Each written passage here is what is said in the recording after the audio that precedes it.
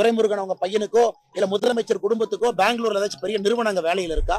அதனால பட்டும் படாம பாதுஷாவா அரசியல் பண்ணணும்னு நினைச்சிட்டாங்களா?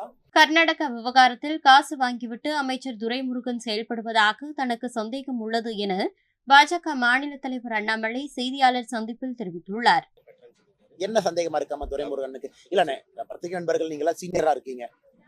ஒரு மூத்த அமைச்சர் பலமுறை எம்எல்ஏவாக இருந்த துரைமுருகன் அவர்கள் சொல்லும் பொழுது எனக்கு சந்தேகமா இருக்கு. துரைமுருகன் மேல கர்நாடகால காசு வாங்கிட்டாருன்னு எனக்கு சந்தேகமா இருக்கு.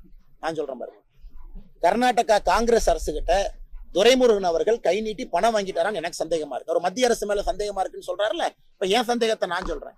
ஏன் துரைமுருகன் அவர்களோ திமுகவோ கர்நாடகாவிடம் கை நீந்தி பணம் வாங்கிட்டாங்கன்னு ஏன் நான் சந்தேகப்படுறேன்னா, ஏன்னா அவங்க மத்திய அரசு மீது சந்தேகப்படும் போது என்னோட கருத்தை நான் வைக்கணும்.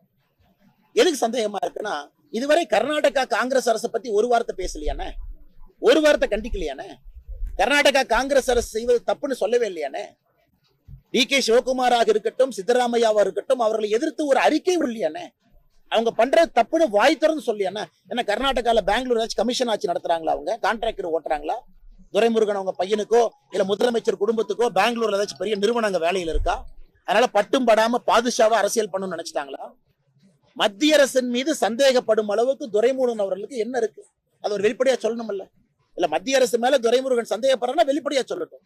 இப்ப நான் சொல்றேன், எனக்கு துரைமுருகன் அவர்கள் மீதும் திமுகவின் மீதும் சந்தேகம் இருக்குன்னா, நீ காங்கிரஸ் எதிர்த்து ஒரு அறிக்கை கூட விடல.